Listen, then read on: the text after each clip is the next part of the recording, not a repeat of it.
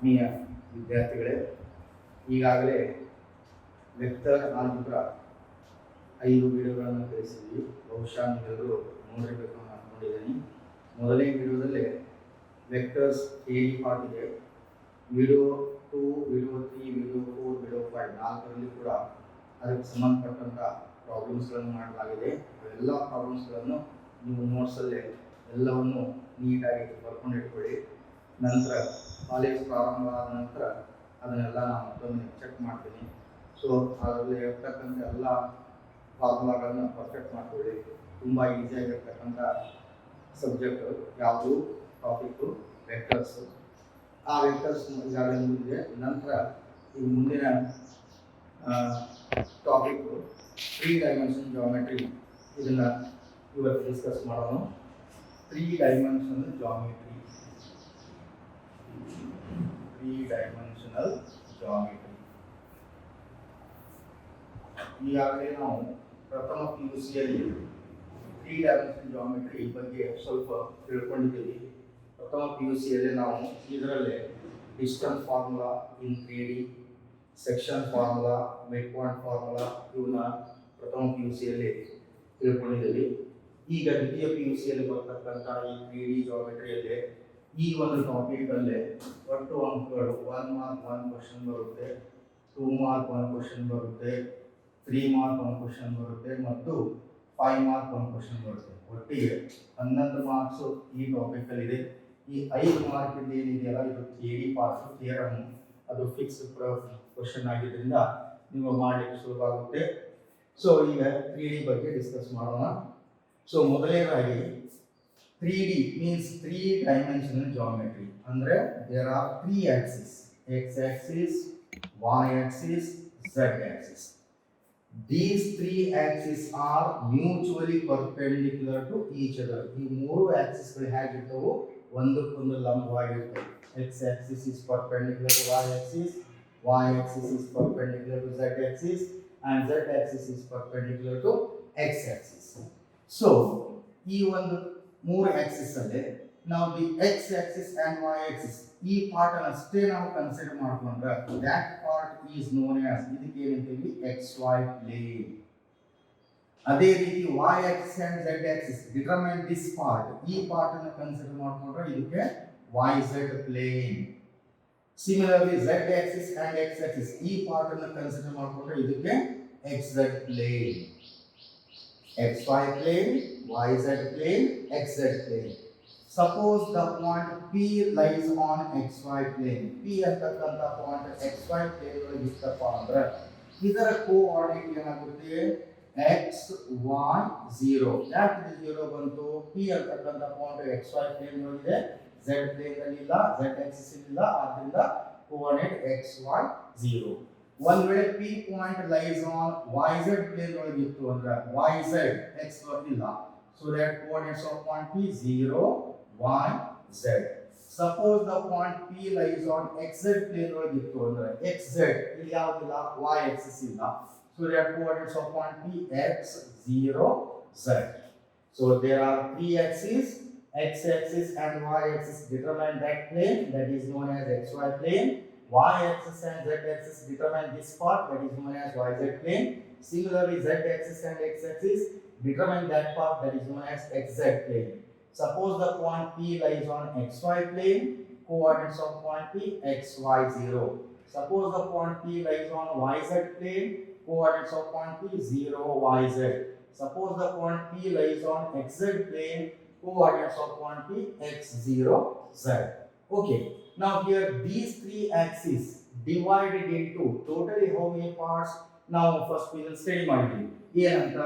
Suppose 2 axes x axis and y axis divided into how many parts? 4 parts. Namely first part, second part, third part and fourth part. In the first part ಅಲ್ಲಿ ಯಾವ positive ಇರುತ್ತೆ? x axis positive, y axis positive, both are positive.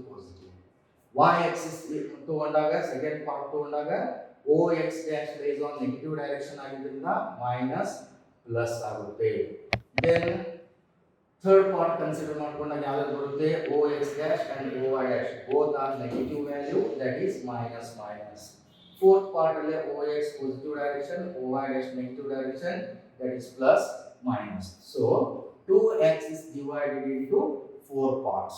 These are the quadrants. Similarly, in a 3x is divided into how many parts? 8 parts. That is known as octants. ಅವನು ಹೇಗೆ ಬರೀಬೇಕು? Easy method ಹೇಗೆ?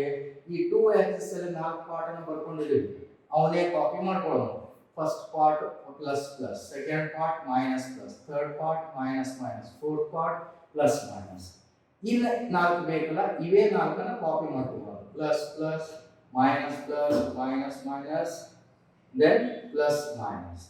either third part ದಲ್ಲೇ ಮೊದಲಿನ 4 plus ಬರ್ಕೊಳ್ಳೋಣ, either 4 are minus. Totally 8 parts, that is known as octants. This is first octant, second octant, third, fourth, fifth, sixth, seventh, eighth. ಇದು ನಿಮಗೆ help ಆಗುತ್ತೆ. ಇದರಲ್ಲಿ ಸಿ ಗೆ ಕೇಳ್ತಾನೆ ಯಾವ ತರ.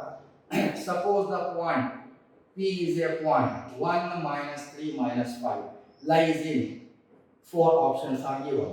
ಹೇಗೆ ಸಾಲ್ವ್ ಮಾಡ್ಕೋಬೇಕು? ಲಿಮಿಟ್ ನಂಬರ್ಸ್, ಮೊದಲನೇ ನಂಬರ್ ಪಾಸಿಟಿವ್ ಇದೆ, ಎರಡನೇ ನಂಬರ್ ನೆಗೆಟಿವ್, ಮೂರನೇ ನಂಬರ್ ನೆಗೆಟಿವ್. ಅಂದ್ರೆ ಏನಾಯ್ತು? Plus minus minus. ಎಲ್ಲಿ ಬರುತ್ತೆ ನೋಡಿ? Plus minus minus. that is lies in 8th octant. Suppose the point minus 3 minus 1 8. That is first number is negative sign, second number is negative sign, third number is positive sign. Negative negative positive, negative negative positive. ಎಲ್ಲಿ ಬರುತ್ತೆ? third part. That is that point lies in third octant. ಇದು C ಗೆ help ಆಗುತ್ತೆ.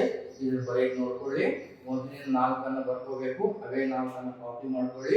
ನಂತರ ಮೊದಲ first third column ಅಲ್ಲಿ first 4 positive sign and the 4 negative sign to get 8 octants. This is the introduction for 3D geometry. Now here in 3D geometry second view the ಬರ್ತಕ್ಕಂತದ್ದು first result direction cosine. ಇದು important, 1 mark ಅಲ್ಲಿ ಬರುತ್ತೆ ಇದು. Direction cosine ಅಂದ್ರೆ ಏನು? Look here, there are 3 axes, namely x axis, y axis, z axis.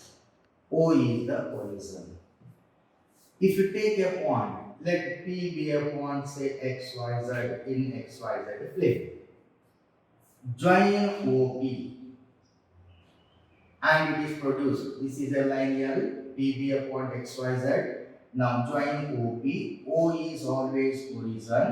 The distance OP is called position vector of the point P of xyz. Now vector algebra position vector ಬಗ್ಗೆ ತಿಳ್ಕೊಂಡಿದ್ದೀವಿ. So OP is position vector. Now define a direction cosine. Let alpha, beta and gamma are 3 angles with x-axis, y-axis, z-axis respectively. Alpha, beta, gamma are 3 angles with x-axis, y-axis, z-axis respectively. Then cos alpha, cos beta and cos gamma are called direction cosines. Are called direction cosines. And it is denoted by the small letter L, M and N. ಯಾಕೆ ನಾವೇ cos ತಗೊಂಡ್ವಿ? Heading ಏನಿದೆ? Direction cosines. That's why by taking cos alpha, cos beta and cos gamma are called direction cosines, and it is denoted by small letters L, M, N. Therefore L is equal to cos alpha, M is equal to cos beta and N is equal to cos gamma. After simplification, L is equal to cos alpha is equal to x by r, M is equal to y by r, N is equal to z by r, where r is equal to magnitude of the vector OP. Magnitude ಅಂದ್ರೆ ಏನು? ನಾವು vectors ಅಲ್ಲಿ study ಮಾಡಿದ್ದೇವೆ. that is root of x square plus y square plus z square. ಇದು ಹೇಗೆ ಬಂತು x by r ಅಂದ್ರೆ? ಈ ಎರಡು Axis ತಗೊಂಡೋಣ. there are 2 axes, x axis, y axis. O is the horizon. Take a point P of xy be a point in xy plane. join OP. OP is called position vector represented by R. Construct from the point P, draw PM perpendicular to x-axis. Angle M is here 90 degree. This angle you call it as a alpha. Alpha is an angle with x-axis. Now OM distance x ಆಗುತ್ತೆ, PM lies on the y-axis ಇದೆ, distance y ಆಗುತ್ತೆ. Cos alpha, definition of cos alpha ಏನಾಗುತ್ತೆ? Adjacent side by hypotenuse. In this triangle adjacent side x ಆಗುತ್ತೆ, hypotenuse is r ಆಗುತ್ತೆ. Alpha is an angle with x-axis ಇದ್ದಾಗ cos alpha value x by r ಆಗುತ್ತೆ. ಅದೇ ರೀತಿ cos beta ಏನಾಗುತ್ತೆ? Beta is an angle with y-axis, that is y by r. Gamma is an angle with z-axis, that is z by r, where r is equal to magnitude of OP. Magnitude of OP value is to under root of x square plus y square plus z square. So remember, L is equal to cos alpha, M is equal to cos beta, N is equal to cos gamma. After simplification, L is equal to x divided by r, M is equal to y divided by r, N is equal to z divided by r. R under magnitude of OP, our formula root of x square plus y square plus z square. ಇದರಿಂದ ಇನ್ನೊಂದು ಸಿಇಟಿಯಲ್ಲಿ ಬರುತ್ತೆ important ಏನು, note that L square plus M square plus N square always equal to 1. ಹೇಗೆ 1 ಬರುತ್ತೆ check ಮಾಡಿ. Take LHS. L square plus M square plus N square. L ಅಂದ್ರೆ ಯಾವುದು? x by r. Its square ಅಂದ್ರೆ ಏನಾಗುತ್ತೆ? x square by r square. M square ಅಂದ್ರೆ ಏನಾಗುತ್ತೆ? y square by r square. N square ಏನಾಗುತ್ತೆ? z square by r square.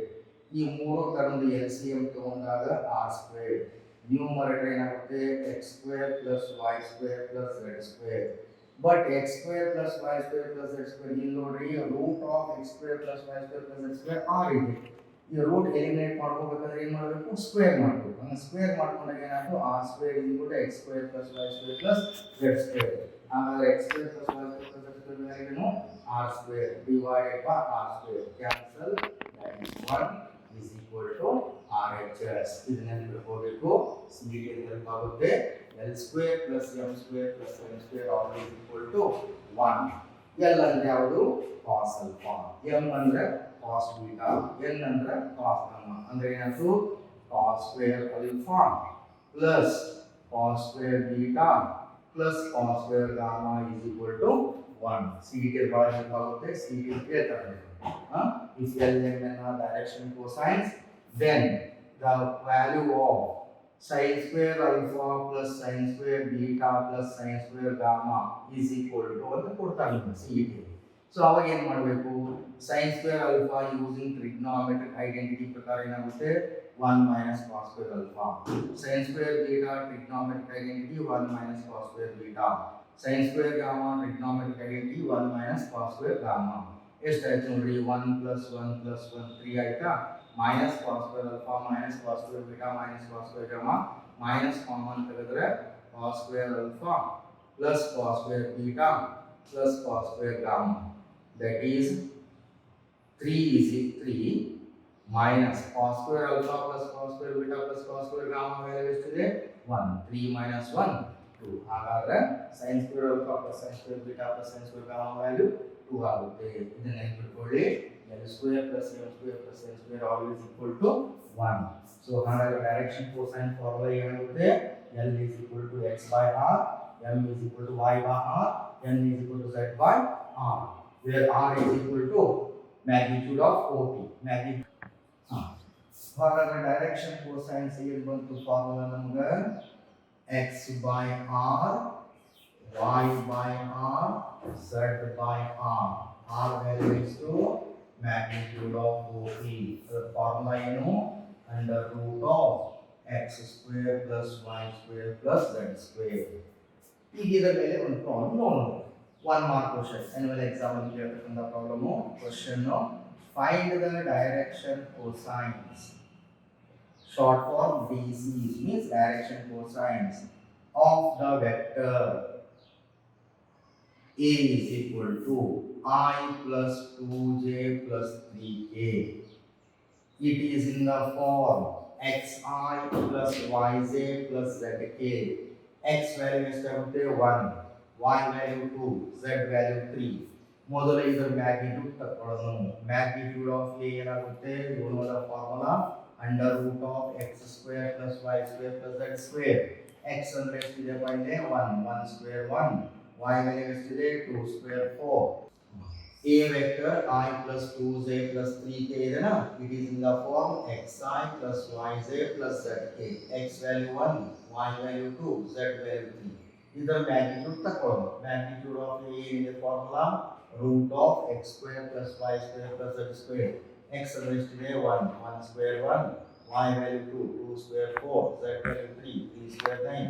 That is root of 14. ಹೌದಾ? Now therefore direction cosine ಏನಿದೆ formula x by r. r ಬದಲಿಗೆ ಏನಿದೆ a magnitude. x ಅಂದ್ರೆ ಯಾವುದು? coefficient of i ಎಷ್ಟಿದೆ 1, x value 1 by r ಅಂದ್ರೆ magnitude ಎಷ್ಟಿದೆ root 14. y by r, y value ಎಷ್ಟಿದೆ 2 by root 14. Then z by r, z value 3 by root 14. ಇದು one mark question ನಿಮ್ಮಲ್ಲಿ ಎಕ್ಸಾಮ್ ಅಲ್ಲಿ ಕೇಳ್ತಾರ. ಸರಿಯಾಗಿ ಇದನ್ನ ಫಾರ್ಮುಲಾ ನೆನಪಿಟ್ಕೊಳ್ಳಿ. Direction cosine x by r, y by r, z by r, that is 1 by root 14, 2 by root 14, 3 by root 14. Okay. ನಂತರ next definition ಏನು? Direction ratios. ಇದು ಕೂಡ ಇಂಪಾರ್ಟೆಂಟ್. Define direction ratios. ಈ ನಮ್ಮ ಡೈರೆಕ್ಷನ್ cosines ಗೊತ್ತಾಗಿದೆ. x by r, y by r, z by r. Now the direction cosines are denoted by L, M, N. L is equal to cos alpha, M is equal to cos beta, N is equal to cos gamma. ಹೌದಾ? ಈಗ direction ratio define ಮಾಡಿ. The set of 3 numbers say a b c ಅಂತ ತಗೊಳ್ಳೋಣ ಅಥವಾ p q r ಯಾವುದೋ 3 number. The set of 3 numbers are proportional to direction cosine denoted by what? L, M, N. The set of 3 numbers are proportional to direction cosines L, M, N. That is known as direction ratios. ಹಾಗಾಗಿ ಏನಾಗುತ್ತೆ ನೋಡಿ ಇಲ್ಲಿ the number first number A proportional to direction cosine L, B is proportional to M, C is proportional to N.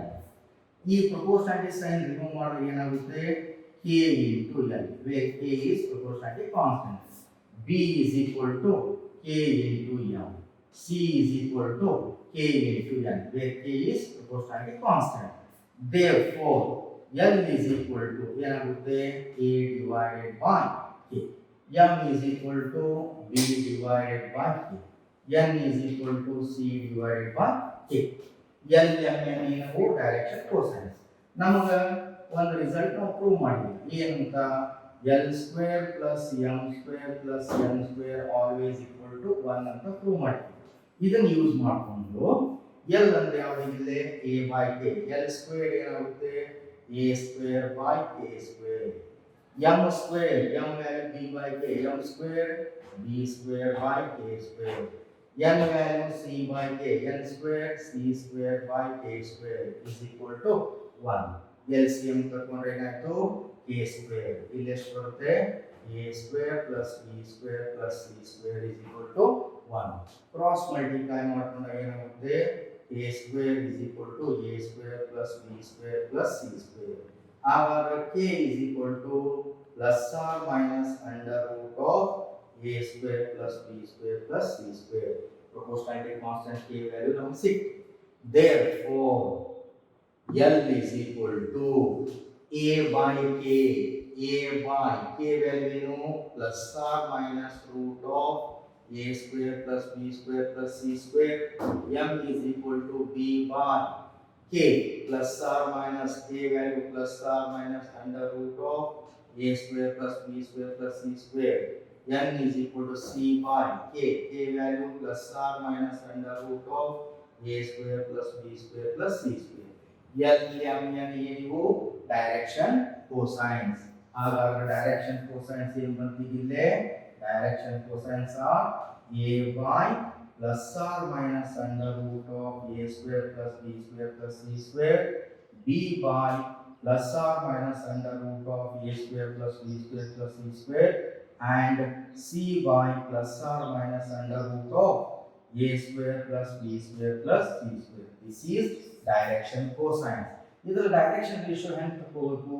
Numerator values ಏನದಾವಲ್ಲ ಅವು ಏನು direction ratios ಯಾವುದು A B C.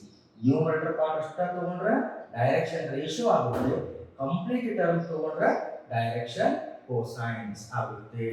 ಈಗ ಒಂದು ಸಿಂಪಲ್ ಎಕ್ಸಾಂಪಲ್ ನೋಡೋಣ. ಈಗ ನಿಮಗೆ ಡೈರೆಕ್ಷನ್ ರೇಷಿಯೋ ಕೊಟ್ಟಿರ್ತಾನೆ.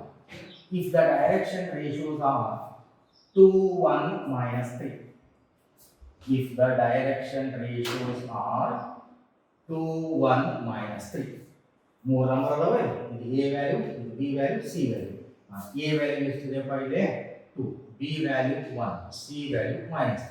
ಏನು ಕ್ವಶನ್ ಕೇಳಿದ? If the direction ratios are 2 1 minus 3, find direction cosines. ಹೇಗೆ ಫೈಂಡ್ ಔಟ್ ಮಾಡೋದು? ಈ ತರ ಕೇಳ್ತಾರೆ ಕ್ವಶನ್ 1 ಮಾಡಿ.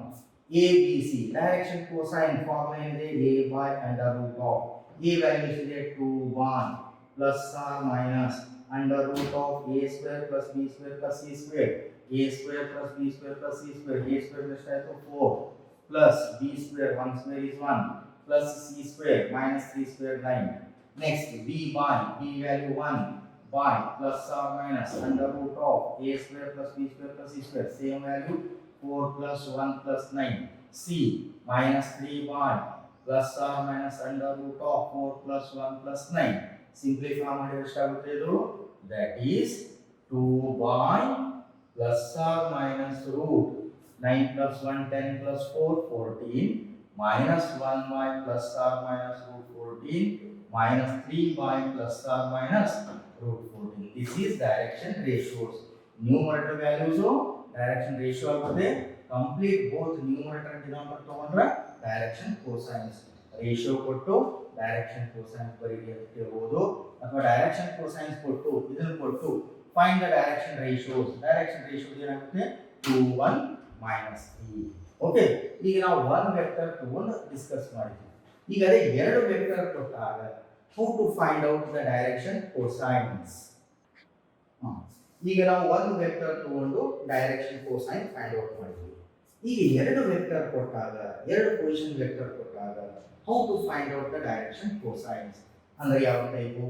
to find the direction cosines, to find direction cosines of line joining two points, say x1 y1 z1 and x2 y2 z2. ಎರಡು points ಕೊಟ್ಟಿದ್ದಾರೆ. ಈ ಎರಡು ಪಾಯಿಂಟ್ಸ್ ಕೊಟ್ಟಾಗ how to find out the direction cosines? Look here. Now here if you take a point P and Q. Okay. Now let O be the point of reference. O be the point of reference. P is the point x1 y1 z1. Q be a point x2 y2 z2. Join PQ. Now the question is to find the direction cosine of line joining two points. How to solve? O is the point of reference, that is origin idanga. Join OP and OQ. Okay. Now OP is the position vector and OQ is also position vector. So OP position vector, now vector algebra study ಮಾಡಿದೀವಿ. P is the point x1 y1 z1 ಇದ್ದಾಗ position vector OP ಏನಾಗುತ್ತೆ? x1 i cap plus y1 j cap plus z1 k cap. ಅದೇ ರೀತಿ join OQ. OQ is also position vector, that is x2 i cap plus y2 j cap plus z2 k cap. Now to find the direction cosine of line joining two points. Now PQ line join ಮಾಡಿದ points. So PQ vector ಏನಾಗುತ್ತೆ? using position vector ಪ್ರಕಾರ vector ಅಂತ study ಮಾಡಿದೀವಿ. position vector PQ ಏನು ತಗೋಬೇಕು? OQ minus OP. OQ ಗೊತ್ತಿದೆ ಅನ್ನೋದು OP ಗೊತ್ತಿದೆ. OQ ದಲ್ಲಿ OP ಲೆಸ್ ಮಾಡಿ ಏನಾಗುತ್ತೆ? x2i plus y2j plus z2k minus of x1i plus y1j plus z1k. this minus this x2i minus x1i I common ಆಗುತ್ತೆ x2 minus x1 into i ಇಲ್ಲಿ ಏನಾಗುತ್ತೆ y2 minus y1 into j plus z2 minus z1 into k ಈಗ ಇದಕ್ಕೆ ನೀವೇನು ಮಾಡ್ರಿ x2 minus x1 ಗೆ big x ಅಂತ ಕರೆಯೋಣ plus y2 minus y1 ಗೆ big y ಅಂತ ತಗೊಳ್ಳೋಣ z2 minus z2 ಗೆ big z ಅಂತ ತಗೊಳ್ಳೋಣ it will get one vector ಆಯ್ತು so one vector ಇದ್ದಾಗ you know how to find out the magnitude. Magnitude of P2 is equal to the formula root of big X square plus big Y square plus big Z square. That is root of big X ಅಂದರೆ ಯಾವುದು x2 minus x1 whole power 2. Big Y ಅಂದರೆ ಯಾವುದು y2 minus y1 whole power 2. Big Z value z2 minus z1 whole power 2. Magnitude ಕಂಡುಹಿಡಿಯಿರಿ. One vector convert ಆದಾಗ you know the formula for direction cosine. Direction cosines are capital XY magnitude of PQ, capital YY magnitude of PQ, capital ZY magnitude of PQ. ಅಲ್ಲಿ R ಅಂತ ತಗೊಂಡ್ವಿ R ಅಂದ್ರೆ magnitude. So ಹಾಗಾದ್ರೆ capital X ಅಂದ್ರೆ ಯಾವ value ಇದು x2 minus x1 divided by magnitude of PQ. Capital Y under y2 minus y1 y magnitude of PQ. Capital Z is z2 minus z1 y magnitude of PQ. But magnitude of PQ value is the under root of x2 minus x1 to the power of 2 plus y2 minus y1 to the power of 2 plus z2 minus z1 to the power of 2. Now this is the formula for direction cosine of line joining two points. Remember in the x2 minus x1 by magnitude of PQ, y2 minus y1 by magnitude of PQ, z2 minus z1 by magnitude of PQ, where magnitude of PQ value under root of x2 minus x1 to the power of 2 plus y2 minus y1 to the power of 2 plus z2 minus z1 to the power of 2. Now do direction cosines.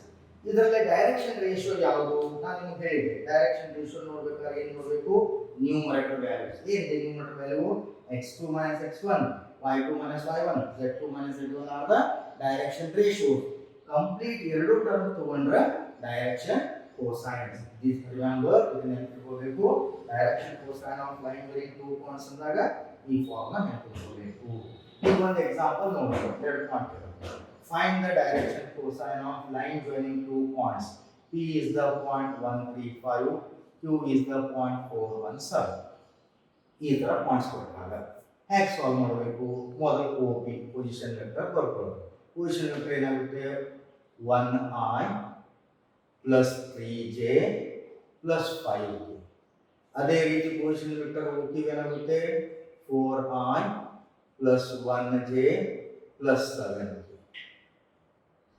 ಹೌದಾ ಆಮೇಲೆ PQ ಏನಾಗುತ್ತಪ್ಪ PQ is equal to x2 minus x that is OQ minus OP x2 minus x1 this is x1 y1 z1 that is x2 y2 z2 x2 minus x1 4 minus 1 into I cap y2 minus y1 1 minus 3 into j cap z2 minus z1 7 minus 5 into k cap ಎಷ್ಟು ಬರುತ್ತೆ 3 I cap minus 2j cap 7 minus 5 2k cap ಇದು PQ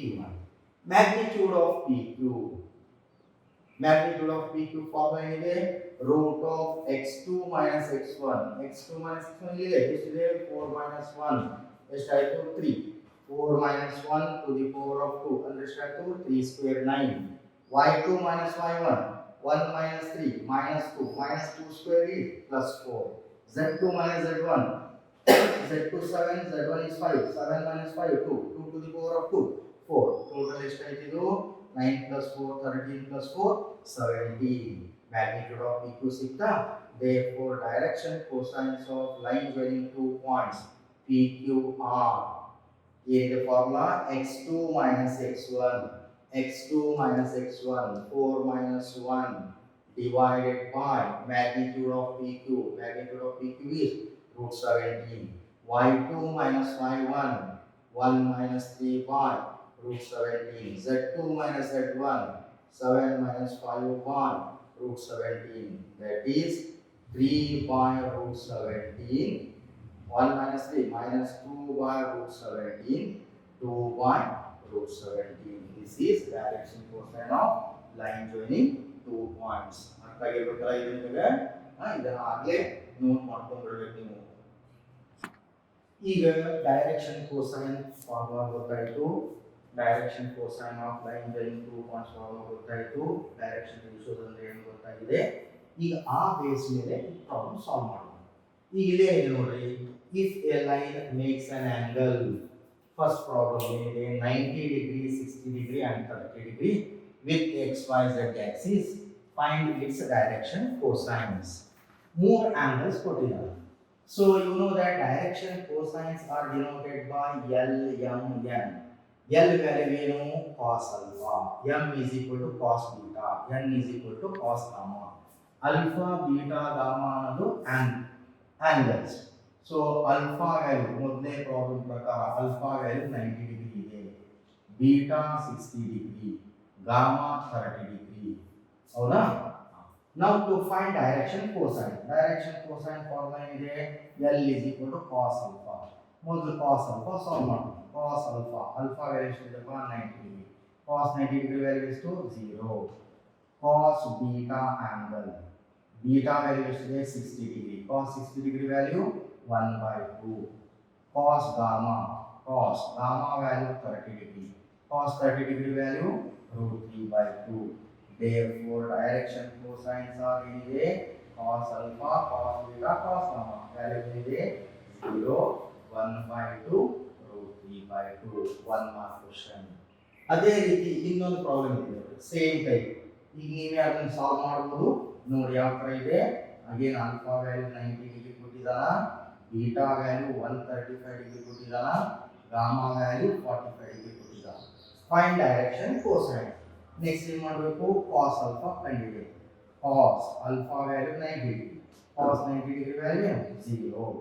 cos beta, beta value ಎಷ್ಟಿದೆ ಕೈಲಿ 135 degree. ಈಗ ಇದನ್ನ split ಮಾಡ್ಕೊಳ್ಳಿ. ನಾವು first ಯೂಸಲ್ಲಿ align study ಮಾಡಿದ್ದು ಕೊಡ್ಕೊಂಡ್ರೆ ಏನಾಗುತ್ತೆ 135 ಡಿಗ್ರಿ ಯಾವ ತರ ಬರೆಯುವುದು 180 minus 45. If the angle 180 minus theta ಇದ್ದಾಗ trigonometric ratios remain same. cos theta ಅಂದ್ರೆ cos 45 degree.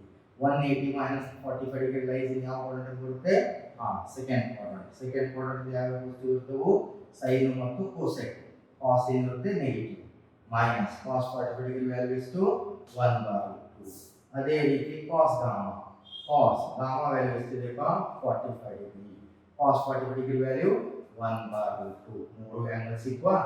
therefore direction cosines are cos alpha, cos beta, cos gamma. ಎಷ್ಟಿದೆ 0, -1/2 and 1/2. ಈ ಸೆಕೆಂಡ್ ಪ್ರಾಬ್ಲಮ್ ಅನ್ನ ಮೊನ್ನೆ ಎಕ್ಸಾಮ್ ಅಲ್ಲಿ ಕೇಳಿದಾರೆ ನೋಡಿ. ಇದನ್ನ 2020 ಮಾರ್ಚ್ 1 ಮಾರ್ಕ್ ಕ್ವೆಶ್ಚನ್ ಕೇಳಿದಾರೆ. ಸೊ ಕರೆಕ್ಟ್ ಆಗಿ ನಮಗೆ standard angles, allied angles concept ಗೊತ್ತಿರಬೇಕು. ಆಲ್ರೆಡಿ ನಾವು ಫಸ್ಟ್ ಇದು ಸ್ಟಡಿ ಮಾಡಿದ್ವಿ. ಕ್ಲಿಯರ್ ಆಯ್ತಾ ಇದು? ಓಕೆ. ಈಗ ಇನ್ನೊಂದು ಪ್ರಾಬ್ಲಮ್ ನೋಡಿ. If a line has direction ratios 2, -1, -2, find its direction cosines. Ratios ಕೊಟ್ಟಿದ್ದಾನ, ಡೈರೆಕ್ಷನ್ ಕೋಸೈನ್ ಫೈಂಡ್ ಔಟ್ ಮಾಡಬೇಕು. ನಿಮಗೆ ಡೆಫಿನಿಷನ್ ಅಲ್ಲಿ ನಾನು ಹೇಳಿದ್ದೆ, the set of three numbers are proportional to direction cosines, that is known as direction ratios. ನಾನು ಏನು ಕೊಟ್ಟಿದ್ದಾನೆ ಇಲ್ಲಿ, here a value 2, b value -1, c value -2, set of three numbers. Find its direction cosines. and direction cosines formula ಗೊತ್ತಿದೆ ಏನು, a by plus or minus root of a square plus b square plus c square, b by plus or minus under root of a square plus b square plus c square, c by plus or minus under root of a square plus b square plus c square. ಈ value substitute ಮಾಡ್ತಾ ಹೋಗೋಣ.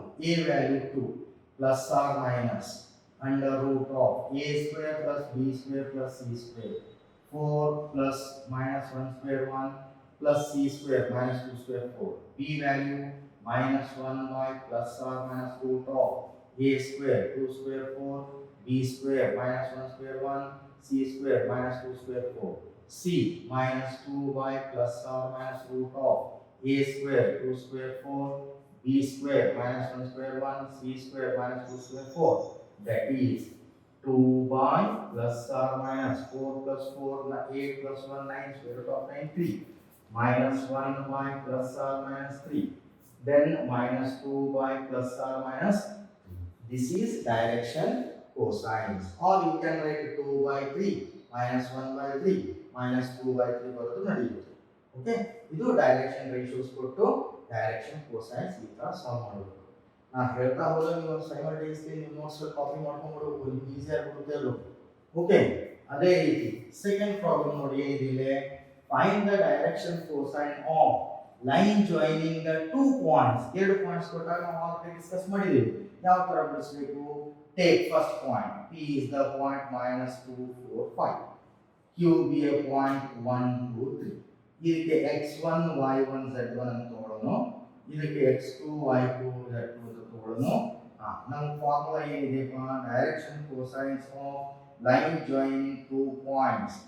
Line joining two points is given by the formula ನೆನಪಿಟ್ಕೋಬೇಕು, x2 minus x1 divided by magnitude of PQ, y2 minus y1 divided by magnitude of PQ, z2 minus z1 divided by magnitude of PQ. ಇದು formula ಹೌದಾ?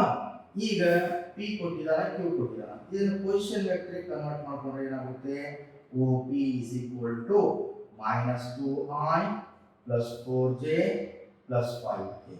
ಇದೇನಾಗುತ್ತೆ? Position vector OQ is equal to 1i plus 2j plus 3k. ಹೌದಾ? Next ನಮಗೆ ಏನು ಬೇಕು? PQ ಬೇಕು. So PQ hack find out ಮಾಡ್ತೀವಿ? Position vector apply ಮಾಡ್ಕೊಂಡ್ರೆ OQ minus OP. OQ ದಲ್ಲಿ OP ಲೆಸ್ ಮಾಡಿ 1i minus of minus 2i ಅಂದ್ರೆ plus i, totally 3i, 2j minus 4j ಅಂದ್ರೆ ಎಷ್ಟಾಯ್ತು? minus 2j, 3k minus 5k ಅಂದ್ರೆ ಎಷ್ಟಾಯ್ತು? minus 2k. ಇದು PQ. ಇದರ ಮ್ಯಾಗ್ನಿಟ್ಯೂಡ್ ತಗೊಳ್ಳೋದು. ಮ್ಯಾಗ್ನಿಟ್ಯೂಡ್ ಆಫ್ PQ ಏನಾಗುತ್ತೆ? ಅಂಡರ್ ರೂಟ್ ಆಫ್ ಫಾರ್ಮುಲಾ ಏನಿದೆ? x square plus y square plus z square, 3 square 9 minus 2 square 4 again minus 2 square 4 ಎಷ್ಟಾಯ್ತು? ಇಲ್ಲಿಗೆ ರೂಟ್ 17 ಬಂತು. Therefore direction cosines are formula ಇದೆ x2 minus x1. x2 ಎಷ್ಟಿದೆ? 1 minus x1 ಎಷ್ಟಿದೆ? minus 2 minus into minus plus 2 divided by magnitude of PQ value root 17. y2 minus y1 2 minus 4 divided by magnitude of PQ root 17. z2 minus z1 3 minus 5 divided by root 17. Simplify ಮಾಡಿದ್ರೆ ಎಷ್ಟಾಗುತ್ತೆ? 3 by root 17 minus 2 by root 17 and minus 2 by root 17. ಇದು ಎರಡು points ಕೊಟ್ಟಾಗ this is direction cosine of line joining two points. Simultaneously ಬರೀತಾ ಹೋಗ್ಬೇಕು ನೀವು.